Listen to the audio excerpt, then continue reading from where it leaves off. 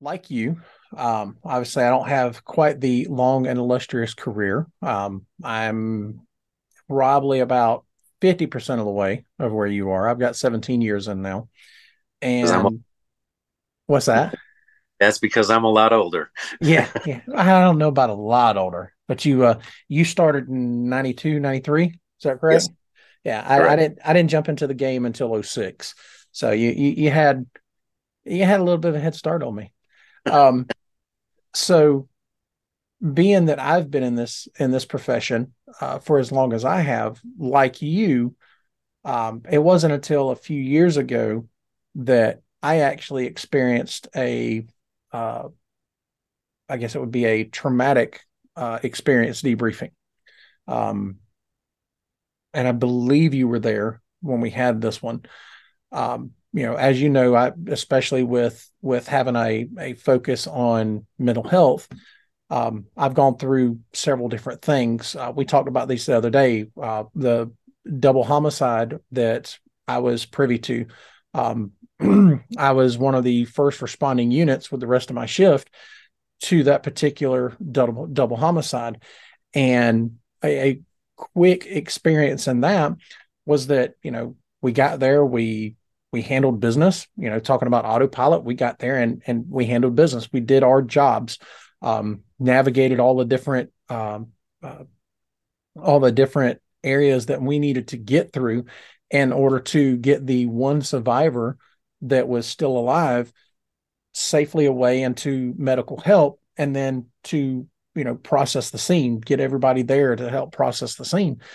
That entire time, I was standing around. I was completely fine. I'd seen dead bodies, I had seen shootings, so those things weren't really affecting me.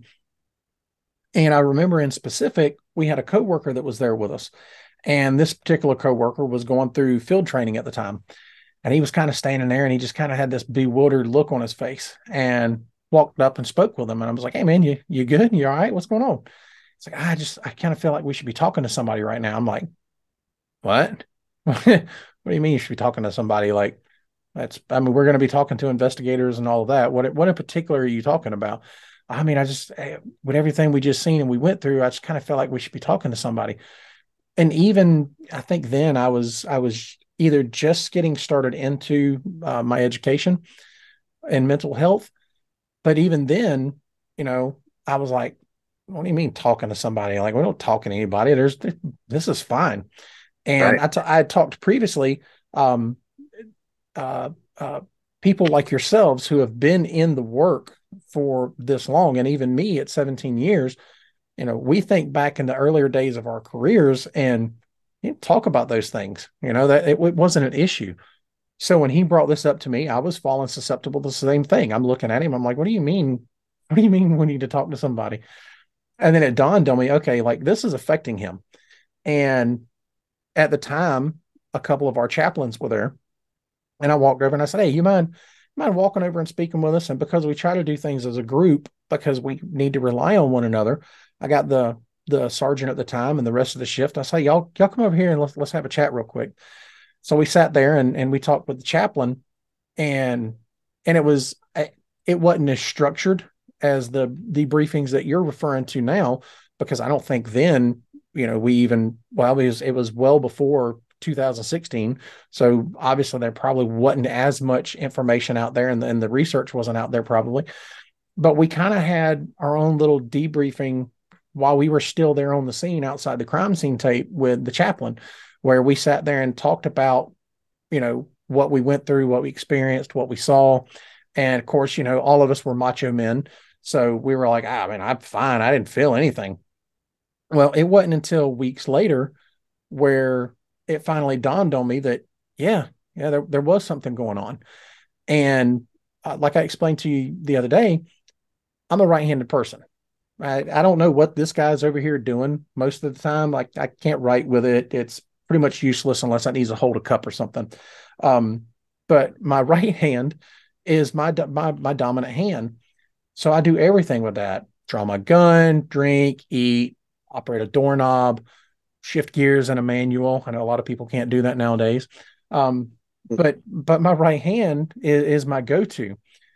Well, I'm sitting here, I'm leaving out to go to work one morning. We start and shift, and it's at the time I definitely showed up way earlier than my shift started. And only light that's outside is the street light that's behind my back. And at the time, there was no information on who the offender was in this double homicide. Now, this is weeks later, and I've been fine. Well, I'm sitting here jostling my keys. I'm trying to lock the deadbolt on my house, and I'm jostling my keys, and I'm like, why is this so difficult? I do this every day. Why is this so difficult for me to operate my keys? And so I put the key into the deadbolt, and it was then when I realized I was using my left hand. And I'm like, well, this is odd. Why am I using my left hand? I never use my left hand for anything. And Right. then I tried to pay attention, or I made sure to pay attention where my right hand was. My right hand was resting on my gun. And I was sitting there, I'm Yep. like, what in the world? Why? And it was odd because it wasn't dawning on me at the time why I'm doing something with my left hand, but yet my hand is on my gun. And it wasn't just like resting, like, where I'll put her elbow down on it. It was grasped. It was ready to hit the safeties and draw if I need to. And in those brief moments, it dawned on me that the reason why I was doing this is because my brain, from not knowing who killed these individuals, my brain is Right. still switched on into high gear. Like, we need to be ready because we don't know who this person is or if they're going to try to get us. Yeah. And my brain, that's when I was like, okay, obviously this is affecting me. Now, I didn't go talk to anybody other than, hey, you'll never guess what happened to me. Um, and kind of in a joking manner. And I think that's a coping mechanism for us as well. We kind of joke about it with our coworkers to kind of feel them out and see how they're going to take it. That way, if they don't take it well and start making fun, you're like, I know, man. And then you kind of go on, lick your wounds and move on. So that was my first experience with really realizing that, there were things happening to me mentally that I wasn't in control of. Outward, my outward expressions and how I generally felt was completely okay. It wasn't bothering me at all. And my conscious thought of not knowing who is the individual that was responsible for these deaths. But subconsciously, my brain's like, hey, look, you know what? I got us back here. Since you don't want to do it, I got us. And so my hand was on my gun.